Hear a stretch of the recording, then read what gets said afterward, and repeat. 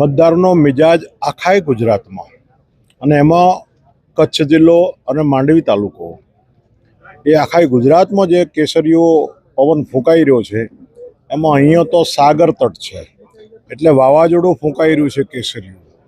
બીજા કોઈની તાકાત નથી. આ કચ્છની ભૂમિ અને એમાં માંડવીની ભૂમિ એ પ્રખર રાષ્ટ્રભક્ત શ્યામજી કૃષ્ણ વર્માની જન્મભૂમિ છે અને આ કચ્છ એ નરેન્દ્રભાઈ મોદીએ કચ્છની આરાધના કરેલી છે. આ દેશના વડાપ્રધાન જ્યારે મુખ્યમંત્રી હતા ત્યારે આ જ માંડવીની બોર્ડર પર, આ જ કચ્છની બોર્ડર પર આપણા જવાનો કાંઠ ખાધેલા ટેન્કરમાંથી 4-5 દિવસે માંડ એક ટેન્કર પહોંચી પરિસ્થિતિમાં હતું.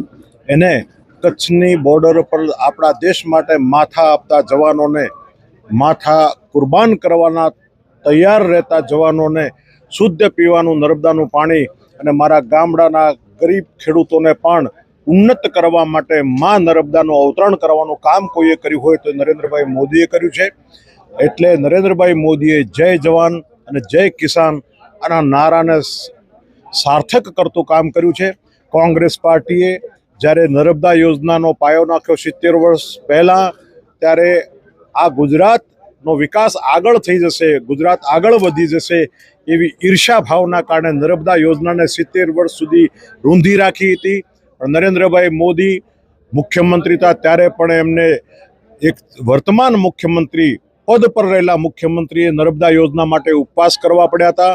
એ ઉપવાસ કરીને જ્યારે દેશના વડાપ્રધાન તરીકે આ દેશની પ્રજાએ એમને બિરાજમાન કર્યા ત્યારે માત્ર 15 દિવસની અંદર નર્મદા ડેમના દરવાજા મૂકી નર્મદા યોજનાને પૂરી કરવાનું કામ કોઈએ કર્યું હોય તો નરેન્દ્રભાઈ મોદીએ કર્યું.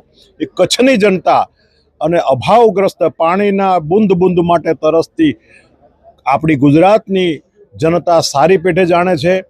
અને જ્યારે નર્મદા યોજના બની ત્યારે કોંગ્રેસના નકશામાં કચ્છ અને બનાસકાંઠાનો 80% વિસ્તાર એ કમાન્ડ વિસ્તારમાં આવતો નહોતો. પણ નરેન્દ્રભાઈ મોદીએ કચ્છના ખેડૂતોને અન્યાય ન થાય, એ પણ મારો ખેડૂત છે, એ પણ સુખીને સમૃદ્ધ થવો જોઈએ, એને તમામ ખેડૂતો જેટલો સમાન અધિકાર મળવો જોઈએ, આ વિચારી અને 3 વખત લિફ્ટ કરી અને કમાન્ડ વિસ્તારમાં કચ્છને સમાયું. એ કચ્છ ઉપર નરેન્દ્રભાઈ મોદીએ કરેલી ભક્તિ કહેવાય. અને એના જ કારણે કચ્છ, માંડવી અને તમામે તમામ કચ્છ જિલ્લાની 38 જિલ્લા પંચાયતની સીટો અને તમામ તાલુકા પંચાયત, તમામ નગરપાલિકાઓ અને ગાંધીધામ મહાનગરપાલિકા એમાં ભારતીય જનતા પાર્ટીનો ભવ્ય ભગવો લહેરાવાનો એ આજે હું કચ્છ જિલ્લાનો છેલ્લા 2 મહિનાથી સતત પ્રવાસ કરું છું. એના ઉપરથી, એમના મૂડ ઉપરથી, મિજાજ પરથી મને દેખાઈ રહ્યું છે. આભાર. સનાતન ધર્મ કી જય, ભારત માતા કી જય. આજે દુર્ગાપુર તાલુકા પંચાયતના ઉમેદવાર પ્રિયંકાબેન રાહુલગીરી ગોસ્વામીના જે ભાજપ ચૂંટણી પ્રચારનું એક પ્રથમ સોપાન ચાલુ થઈ રહ્યું છે એ બદલ હું સનાતનના એક લડવૈયા, એક ધર્મગુરુ તરીકે એમને ખૂબ ખૂબ આશીર્વાદ આપું છું. અને આ તાલુકા પંચાયતની ચૂંટણીમાં એ જંગી બહુમતીથી જીતે, સાથે સાથે આપણા જિલ્લા પંચાયતના ઉમેદવાર એવા વર્ષાબેન કન્નડ, એમને પણ ખૂબ ખૂબ આશીર્વાદ આપું છું. કારણ કે આ બંને, એક તો મારી દીકરી છે ને એક મારી બહેન છે. એમની સાથે જ્યોતેશ્વરનો વર્ષોથી સંબંધ છે.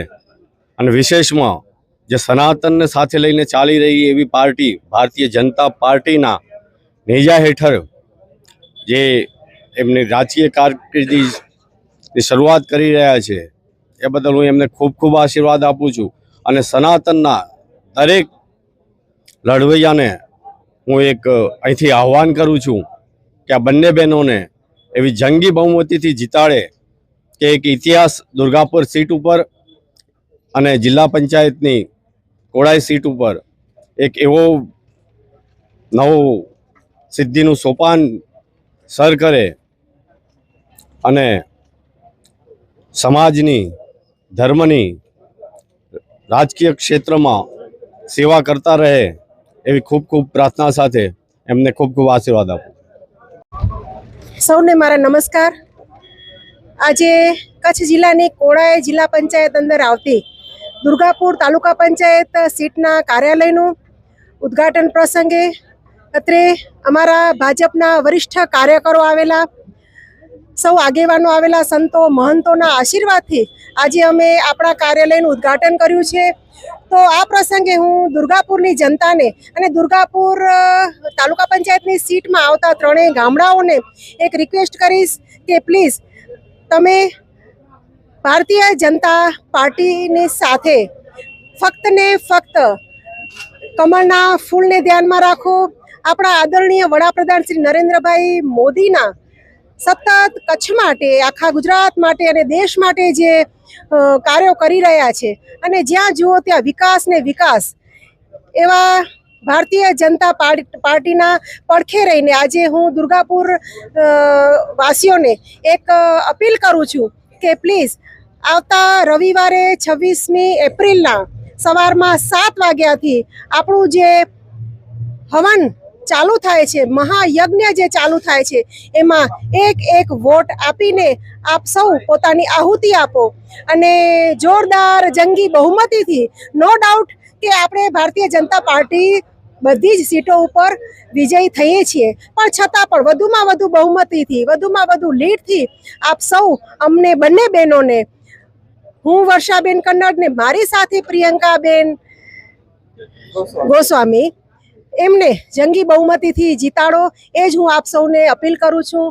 ફક્ત 5 દિવસ તમે અમને આપો, આવતા 5 વર્ષ અમે આપની પડખે ઊભા રહીશું. અમે સતત વિકાસના કામો કરીને આ વિકાસની મહાગાથાને આગળ લઈ જઈશું. અસ્તુ. હું મારા ગામને અપીલ કરું છું 26 તારીખે વોટિંગ કરવા આવજો.